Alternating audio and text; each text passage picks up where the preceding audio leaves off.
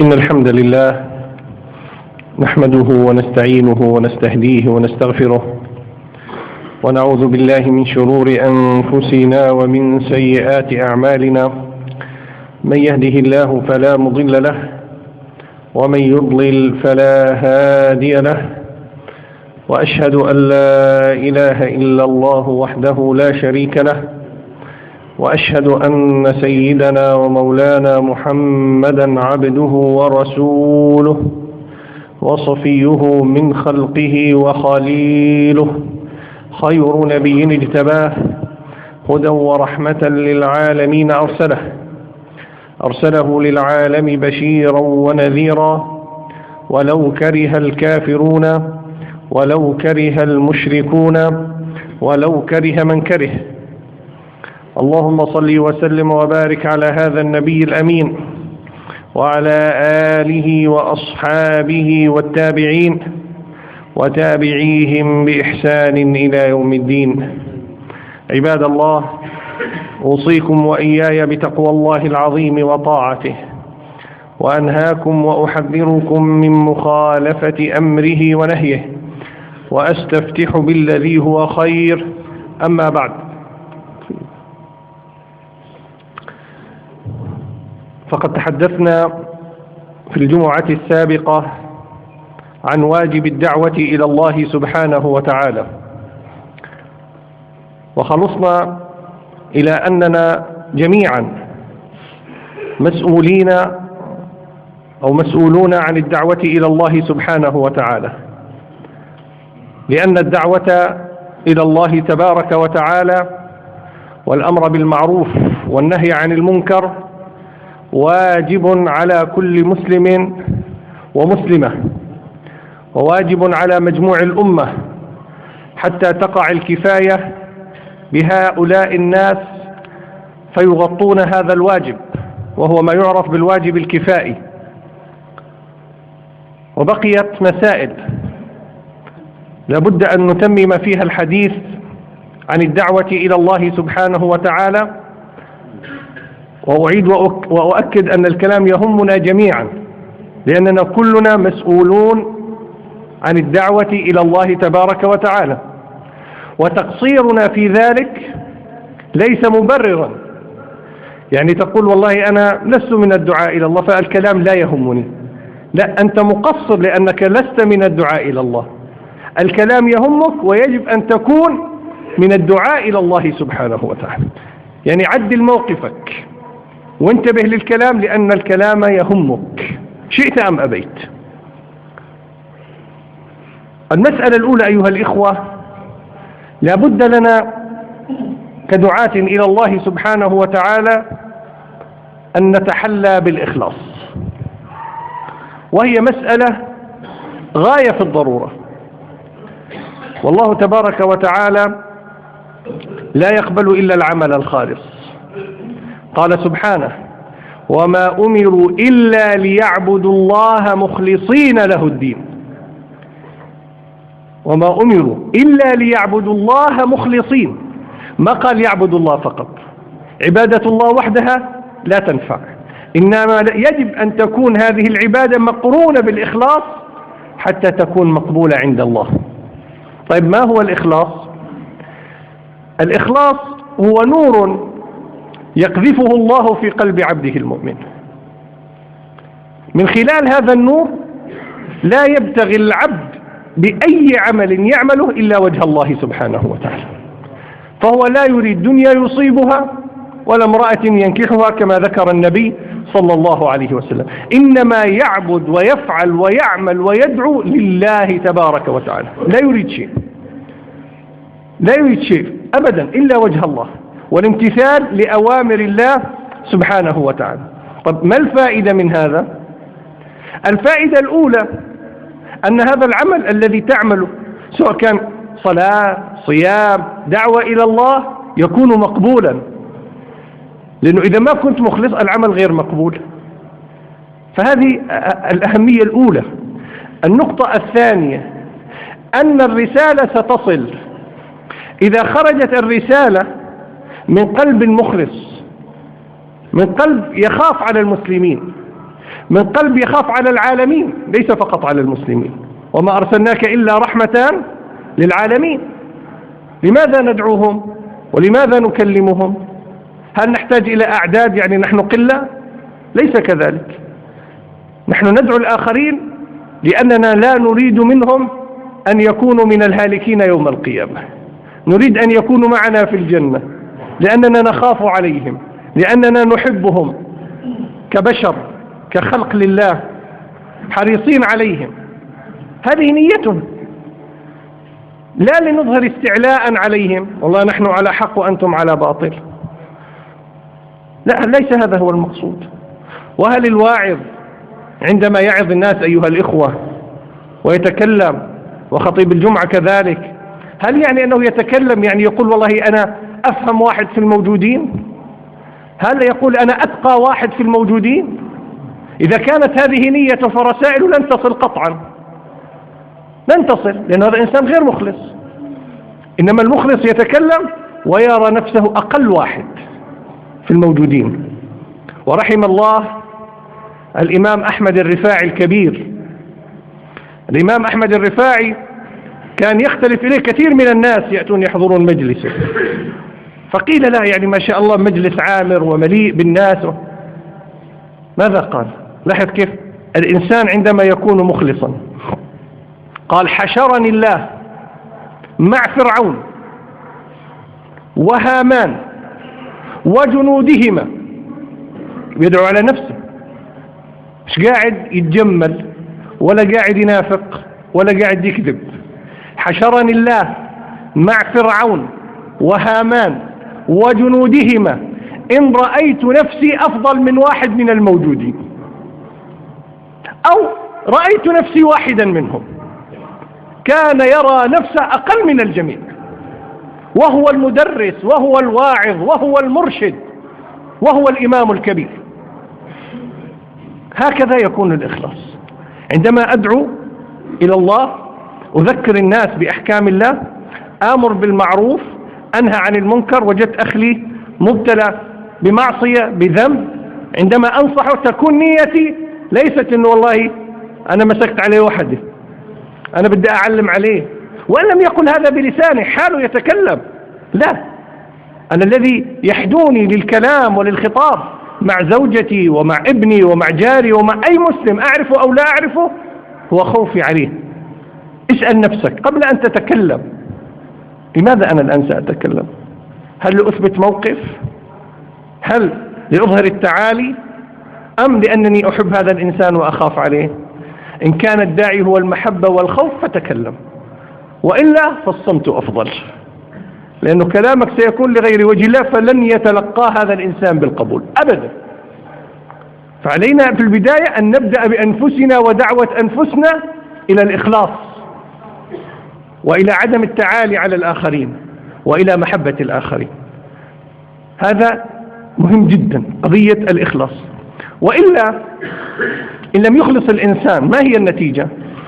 النتيجة أن هذا الداعي أيها الإخوة، فضلا عن أنه لا أجر له، سيتوحد مع دعوته، سواء كان يدعو بشكل فردي أو يدعو بشكل جماعي.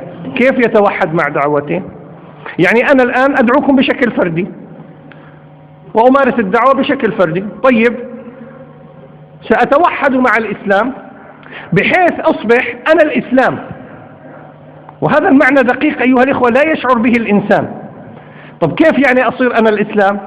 يعني أي اعتداء على الإسلام أو إشارة إليه سأعتبرها قضية شخصية، إنه والله هذا تم الاعتداء عليه، كيف يصير كذا في حضرتي ووجودي؟ إذن صار الغضب ليس لوجه الله، الغضب لمين؟ غضب لنفسي. أو العكس، أساء إلي إنسان، أعتبر أن الذي أسيء إليه من؟ الإسلام. هذه نقطة خطيرة، ليست فقط أنها إخراج من الإخلاص، أن سلوك هذا الإنسان لن يكون سلوكا سويا. وكذلك الذي يعمل ضمن مجموعة من الناس يتوحد مع هذه المجموعة كأنها تصير هي الإسلام، ويصبح الاعتداء على هذه المجموعة أو أفكارها هو اعتداء على الإسلام، وهذا غير صحيح، هذا غير صحيح أبدا. كلنا جنود عند الله سبحانه وتعالى، كلنا جنود عند الله تبارك وتعالى فقط. عملنا بشكل فردي، عملنا بشكل جماعي، الذي نعمل من أجله هو الله سبحانه وتعالى. ونحمل سلاحا معنا. ما هو سلاحنا؟ ادع إلى سبيل ربك بالحكمة والموعظة الحسنة وجادلهم بالتي هي أحسن. هذا سلاحنا، لا سلاح لنا غيره. ادع إلى سبيل ربك بالحكمة والموعظة الحسنة وجادلهم بالتي هي أحسن. ادع إلى سبيل ربك،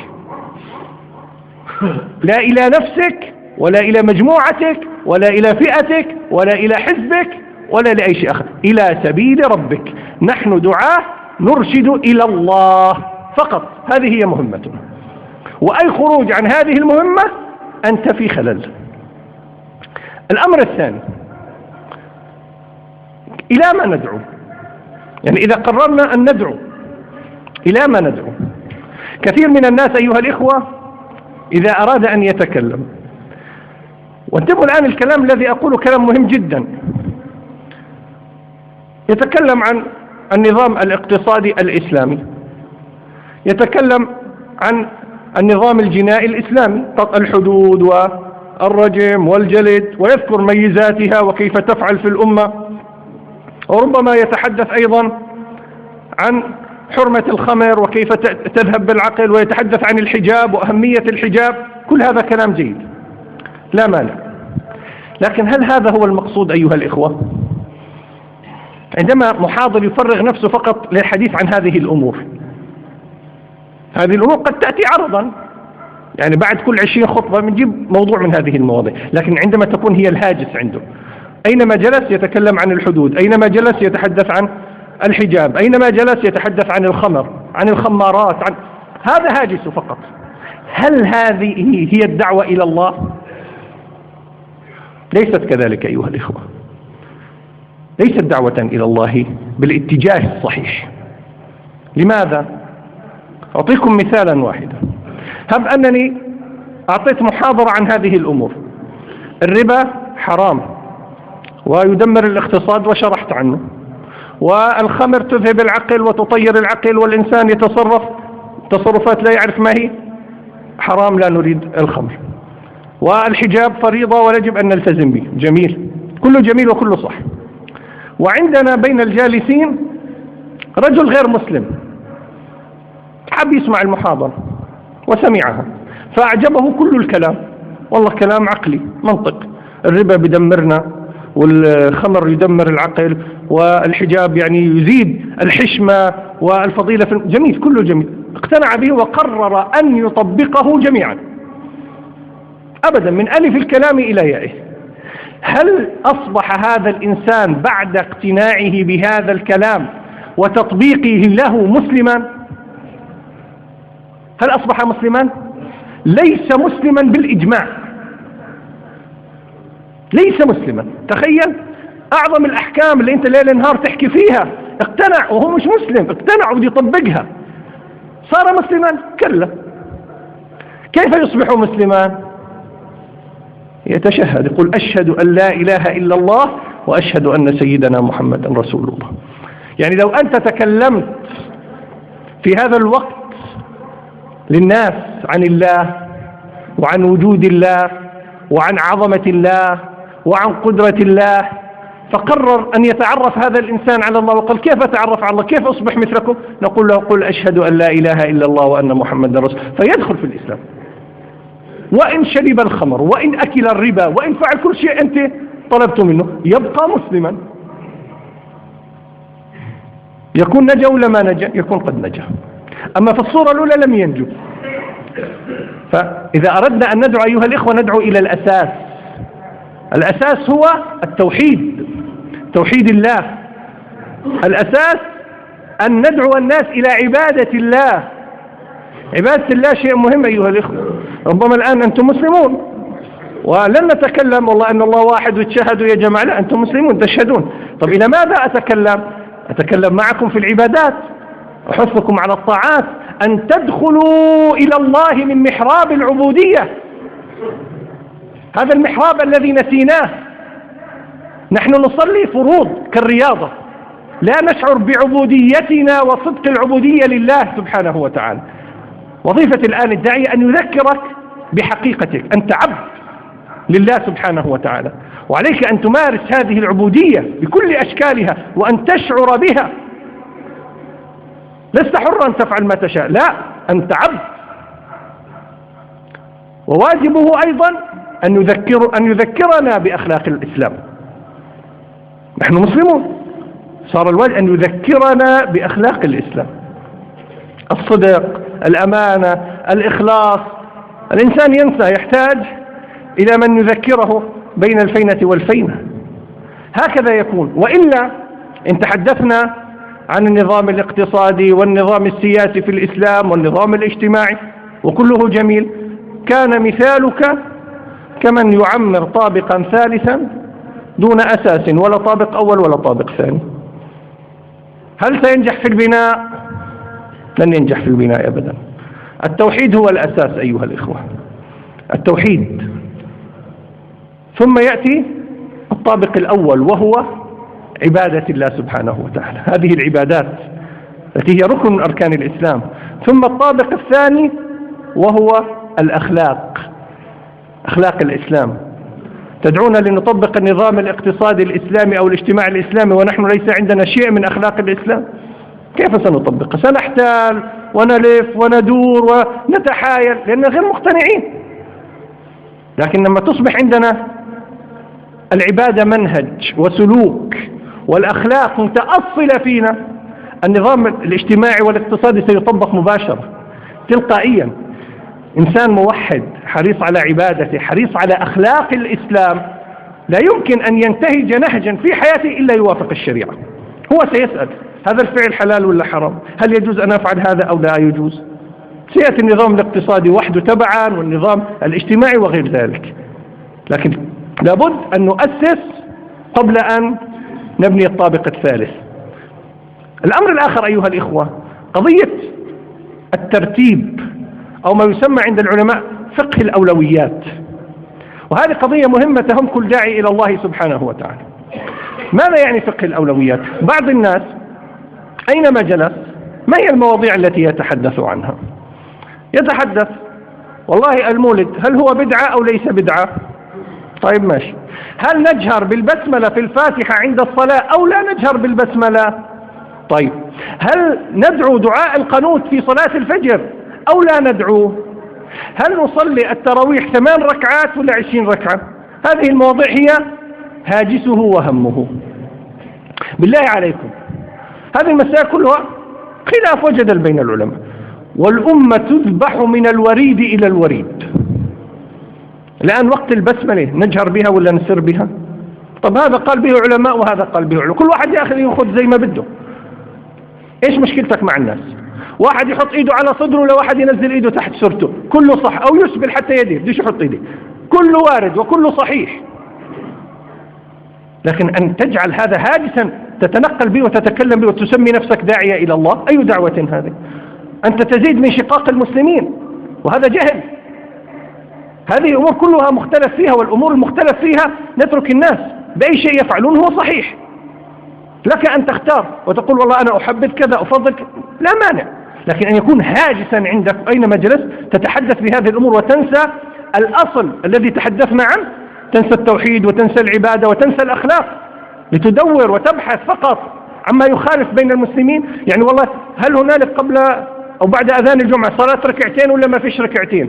في أذان ثاني ولا ما فيش أذان ثاني؟ ويتقاتل المسلمون من أجل هذا، بيختلفوا، بيقول له أنت مبتدع، الثاني بيقول له لا أنت اللي مبتدع، ويتضاربوا. هذا موجود. مشان إيش؟ مشان خلاف بين العلماء. يا أخي هذا قال به ناس وهذا قال به ناس، كل واحد حر، المجال فيه خلاف، يعني ليس أمر متفق عليه. ما هو مثل شرب الخمر. شرب الخمر في عالم بيجي بيقول لك شرب الخمر حلال، في عالم بيقول الربا حلال. لا، نحن نتحدث عن أمور مختلف فيها، فلا ينبغي أن تحمل الناس عليها. يعني مش على كيفك بدهم يمشوا، ما دام في خلاف الأمر في سعة، إنما نتحدث عن أمور متفق على حرمتها أو متفق على وجوبها نحمل الناس عليها. لذلك أيها الإخوة الشعار في هذا المجال حتى يكون الإنسان على بصيرة، نعمل فيما اتفقنا عليه، الشيء اللي احنا متفقين عليه، والله في صلوات 5، في توحيد، في زكاة، في صيام، في حج، نعمل نتعاون فيه، ويعذر بعضنا بعضا فيما اختلفنا فيه. أما والله هذا بده يجهر، هذا بده يجهر بالبسملة، هذا بده يحط ايديه على صدره، هذا بده يحط ايديه على سرته، هذا بده يصلي ركعتين قبل، وهذا بده يصلي، هذا يعذرون بعضنا بعضا فيه، لأنه في خلاف أصلا بين العلماء والأمر فيه سعة. هذا ملخص الكلام في هذا الموضوع. بقي هنالك مسألة واحدة وأجلها إن شاء الله إلى الجمعة القادمة حتى لا أطيل عليكم. أقول قولي هذا وأستغفر الله العظيم لي ولكم فاستغفروه فيا فوز المستغفرين. أستغفر الله.